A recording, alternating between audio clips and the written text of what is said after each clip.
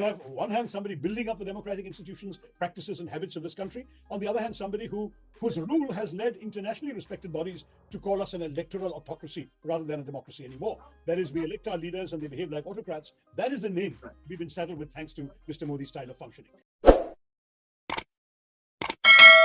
You versus Rajiv Chandrasekhar was seen as the big fight in this election, one of the big fights, and it got bitter at times, lots of personal attacks, even threats of defamation suits about the kind of attacks you made against each other.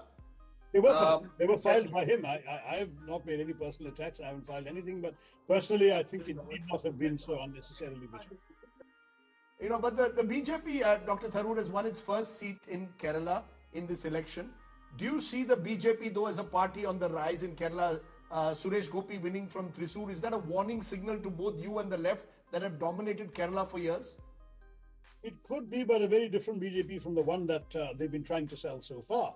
Suresh Gopi, who is somebody I've known for a long time and is a friend of mine, appealed, number one, to the minorities. He presented himself as a secular candidate, not as a card-carrying BJP sort of communal card-playing fire breather.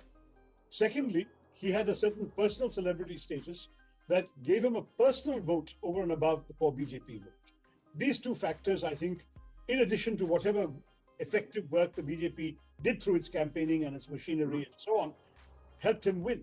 That didn't apply to any other BJP candidate. And therefore, part of the lessons that BJP may have to learn from the victory of Suresh Gopi and the defeat of others is that the only way the BJP can find acceptance in Kerala is by being different from the kind of BJP we're used to seeing across northern India.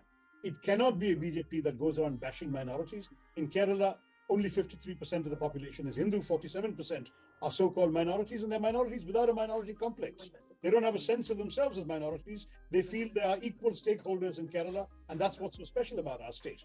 Nobody has this issue of any sort of chip on the shoulder, either about being majority or minority. So the BJP has to recalibrate its message. Do not forget that despite having won that one seat and having come reasonably close in one more seat, namely mine, nonetheless, the BJP has just gone from being a 13% party in Kerala to being a 16% party in Kerala. So they have a long way to go before they can be a potent statewide force unless they rethink the entire basis of their appeal. The communal part has severe limitations in Kerala. May I turn, though, Dr. Tharoor, to the bigger picture? The bigger picture of the 2024 election and how this election has panned out. The Congress did better than what many people might have expected or suspected. But the fact is, the BJP under Prime Minister Modi is set to form the next government. So do you see this as a glass half full? And at the end of the day, you couldn't defeat Prime Minister Modi. It's a glass half empty. Half full, because don't forget that what's happened is that the BJP has, I think, been chastened by this result. The BJP no longer has a majority. It can't act according to its whims and fancies. It has to take into consideration the views of others. Don't forget, Mr. Modi notoriously imposed demonetization without even consulting his cabinet, even the finance minister. He was able to impose the COVID lockdown at a few hours' notice without telling anybody first, including the cabinet and state chief ministers. Those days will now mercifully be over. He will have to consult others because he doesn't have a majority by himself. And in fact, he'll need to consult enough people that he has a majority at the end of any decision he takes. And that means a lot of parties will be key players in his government, even if he does form the government. It's not the BJP alone we're fighting the NDA, and the NDA is what's forming the government, because BJP alone can't form the government. We, on the other hand, have had allies who've done very well. And so you have a very robust opposition gearing up to take on the BJP. Don't forget that, our allies are strong players in their own right. We have three regional parties that have done better than anyone could have expected. Akhilesh Yadav and the Samajwadi Party with 37 seats in the Lok Sabha. Mamta Banerjee claiming 29 for the Trinamool in Bengal at a time when the pundits were prophesying that she would go down from where she was. She went up. And the DMK winning every single seat it contested. So you're looking at a situation where we have strong, formidable forces in control of their parties in their states and representing a strong section of public opinion in three corners of the country. We haven't done badly in Maharashtra. There's a fourth corner of the country. So you're really looking at an opposition that commands and has demonstrated command of support in Northeast, West and South.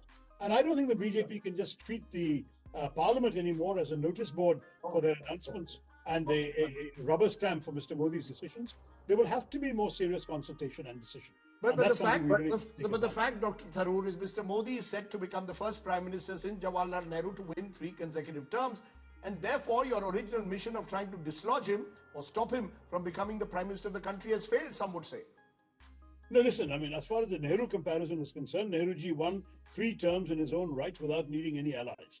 That Mr. Modi has been unable to do. So there is certainly a break on that comparison right there, because the BJP under Mr. Modi won 2 elections, just as Mr. Nehru did. But the 3rd election, it is only going to be in a position to form the government because of allies. And that is the significant difference Mr. Nehru never faced. Secondly, as far as the style of governance is concerned between the 2 individuals, there's an enormous difference. You have, on one hand, somebody building up the democratic institutions, practices and habits of this country. On the other hand, somebody whose rule has led internationally respected bodies to call us an electoral autocracy rather than a democracy anymore. That is, we elect our leaders and they behave like autocrats. That is the name we've been saddled with thanks to Mr. Modi's style of functioning. But and I must say that you've got a huge, huge difference between the 2 individuals you're trying to compare. We've discussed Prime Minister Modi. What about Rahul Gandhi? You know, where does this election result leave Rahul Gandhi, according to you? Immeasurably strengthened, in my view. I think he already showed in the course of this campaign that after the Bharat Jodo Yatra, he's a new man, that he's incredibly strong, confident, focused, and has a certain appeal to a large section of the public. Now that's been vindicated with the votes he's got in the 2 constituencies he has won, I think he is immeasurably strengthened from where he was just 5 years ago. शाबाश बेटा, बहुत बढ़िया। अब बताइए मैं क्या करूंगा? एक बहुत सिंपल सी टिप आपके साथ शेयर करती हूँ। अपने हाथ को इस तरह से रखिए। If you look at this from your side, आपका लेफ्ट हैंड आपको बी के जैसे दिखेगा और राइट हैंड आपको डी के जैसे दिखेगा। B and D. B for थोड़ी मदद रखिए। वे मैं थो तेरा मन पर